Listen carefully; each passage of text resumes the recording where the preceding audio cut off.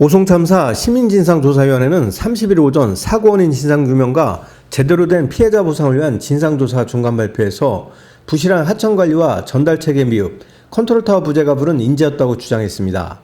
연명철 사회적협동조합 한강 공동대표는 임시제방 붕괴만 없었다면 이번 사고는 없었을 것이라면서 불과 100여 미터 타변섬거리 충북선 공사에서 이 같은 유실 사고가 없었던 데는 기존 제방을 철거 없이 진행했고, 궁평 2 지하차도 인근 미호교 재가설 공사 현장에선 법적 개념에도 없는 기존 제방 철거와 임시 제방을 기존 높이보다 낮으면서도 부실하게 쌓아 이 같은 참사의 원인 제공을 했다고 지적했습니다. 이에 염 대표는 임시 제방 설치를 누가 왜 허가했고 어떻게 시행됐는지, 또 2018년 미호천 하천 기본 계획에 하폭 확장 계획이 있었는데 전혀 추진되지 못한 데 대한 환경부와 금강유역 환경청에 대한 책임을 조사하는 게 이번 사고 책임 규명의 핵심이라며, 하천사업 허가 기관인 금강유역 환경청과 하천관리 기관인 충북도, 사업 시행자인 행복도시건설청에 대한 수사 확대가 필요하다고 주장했습니다. 궁평 제2 지하차도가 침수되기까지 30분 이상의 골든타임이 있었습니다. 그 기간 동안 침수 지역이 이렇게 눈앞에서 점차 넓어져 나가다가 어느 순간 터널이 갑작스럽게 침수가 된 거거든요. 그래서 그 과정에 대해서 왜 적절한 대응을 하지 못했는가라는 부분입니다.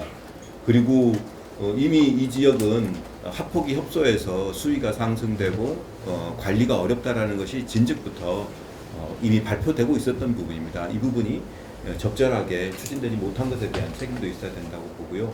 마지막으로는 정치권이 객관적인 피해 원인이, 사고 원인이 있음에도 불구하고 엉뚱하게 논란을 하고 있는데, 이런 부분에 대해서는 바로 잡아줘야 된다고 생각합니다. 이렇습니다. 여기가 사고 지점이고요. 그리고 홍수가 이게 터졌죠. 홍수가 난 거는 약간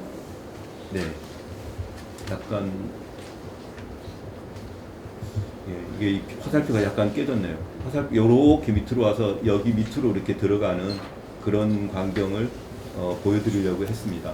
어쨌든 그 제방에 붕괴가 없었다면 이번 사고는 없었습니다. 여기에 미호천교고 위에가 충북선입니다. 충북선도 마찬가지로 교량 공사가 건설 중이죠.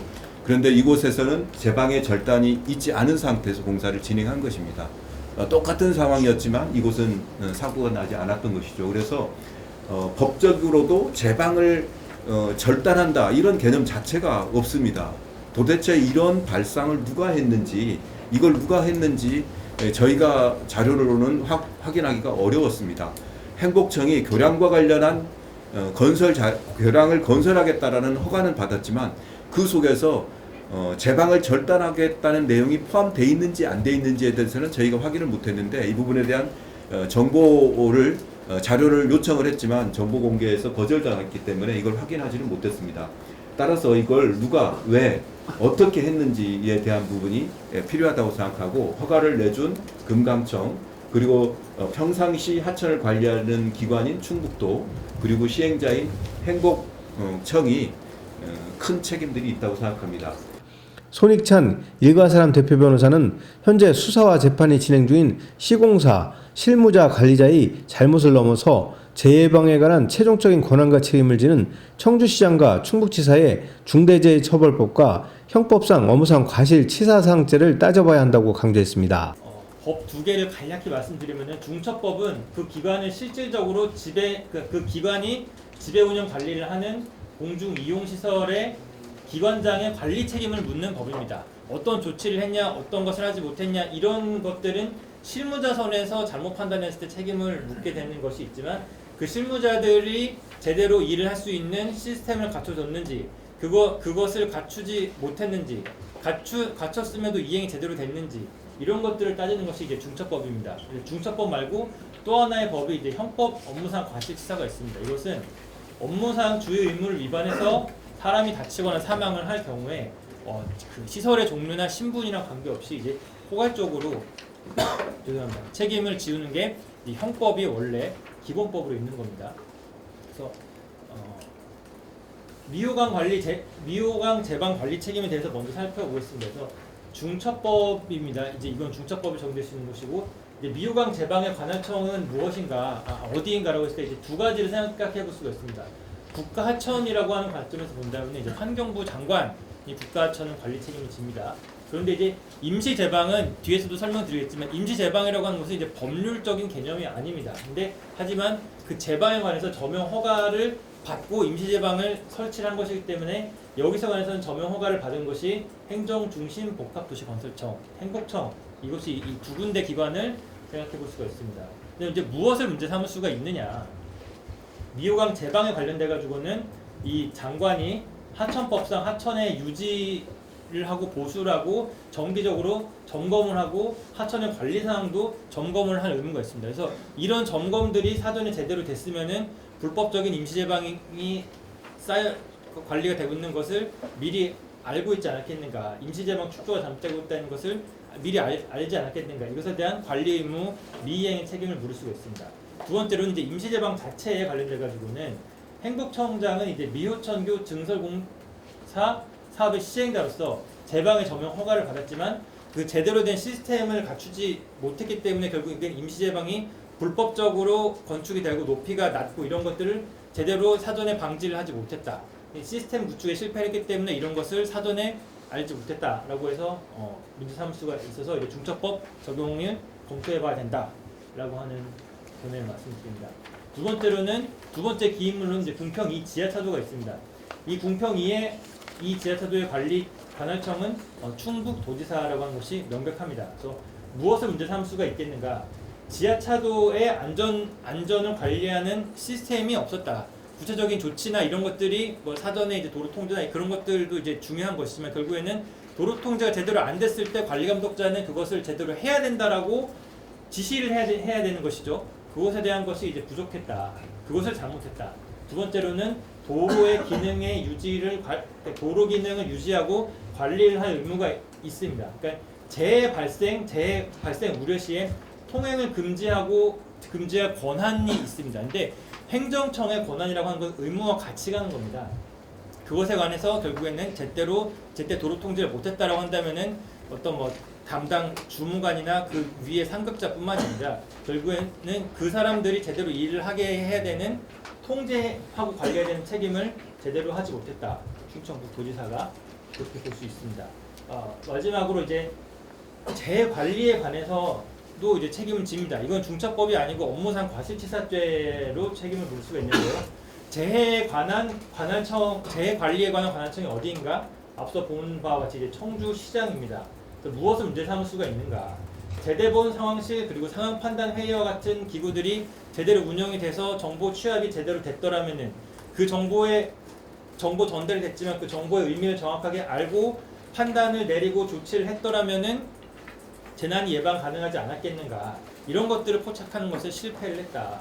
두 번째로는 기존의 매뉴얼이 다 있습니다. 계획과 매뉴얼이 다 있는데 여기에 따라서 지하차도에 관해서 미리 예찰을 하고 거기에 따른 응급조치가 제대로 됐었더라면은 사고를 예방할 수 있었는데 그것을 하지 못했다. 그렇기 때문에 이 재난에 관한 총괄 책임을 지는 청주시장의 책임도 충분히 저희가 고려해 볼 수가 있습니다. 마지막으로 말씀드리면은 모두에 설명드렸다시피 이 사람들만 책임을 져야 된다라고 하는 내용이 아니고 기존의 그 수사와 재판이 이루어지는 것에는 주로 이제 실무자와 관리자 중심으로만 되고 있기 때문에 그 이상의 이 사람들을 관리 감독하는 책임이 있는 그 기관장들의 형사 책임도 함께 반드시 검토를 해야 된다라고 하는 부분에서 이것을 설명드렸다라고 이해하시면 좋을 것 같습니다. 권미정, 김용균 재단 상임이사는 오송 참사는 청주시와 충북도가 각기 재난재해대책본부를 꾸리고 대응했지만 컨트롤타워 부재를 여실히 드러낸 인재라며 미호강 임시제방이 유실되고 궁평 2 지하차도에 물이 차기까지 1시간의 여유가 있었음에도 감리단장이 임시제방 복구 과정에서 상황 전파가 어디까지 됐는지 책임 소재를 따져봐야 한다고 제언했습니다. 그 전제가 있음에도 불구하고 우리에게는 막을 수 있었던 몇 번의 기회가 있었는데 그 기회들을 한 번도 살리지 못했다라고 하는 것이 첫 번째에 확인된 사항이다고요. 두 번째는 그 과정에서 제방의 문제는 앞에서도 말씀하셨지만 궁평 2 지하차도 침수 대응을 할 수 있는 기회가 있었고 의무가 있었고 그런데 그것에 대해서 아주 기본적인 예찰이나 어떤 것도 행해지지 않았다는 것을 확인할 수 있습니다. 세 번째는 제대본뿐만 아니라 제대본과 함께 그것에 대해서 대응해야 될 유관기관들 긴급 구조 기관이든 이 기관 모두가 자신들에게 주어지는 위험 신호들을 모두 다 무시했습니다. 위험 정보들을 모두 다 차단하고 그리고 심지어 그 위험 정보들에 대해서 굉장히 자의적으로 판단하게 됩니다. 그런 것들이 지금의 참사를 낳았다고 생각합니다. 네 번째는 제대본과 무관하게라도 재난 정보가 어떻게 전달되는지 각각에 관련되어 있는 기관들이 그 정보의 질들을 어떻게 판단하고 그 정보의 질들을 어떤 구조를 통해서 어떤 체계로 누구에게 언제 어떤 식으로 전달해야 되는가가 전혀 체계적이지 않고 주무구구식이다. 각자의 판단에 맡겨져 있다. 라고 하는 것입니다. 그렇기 때문에 조치조차도 부서별로 개인별로 판단하게 되고 그러다 보니 당일의 행적에 대해서는 결국 실무자들에 대한 탓으로만 돌아가게 되는 상황이 됩니다.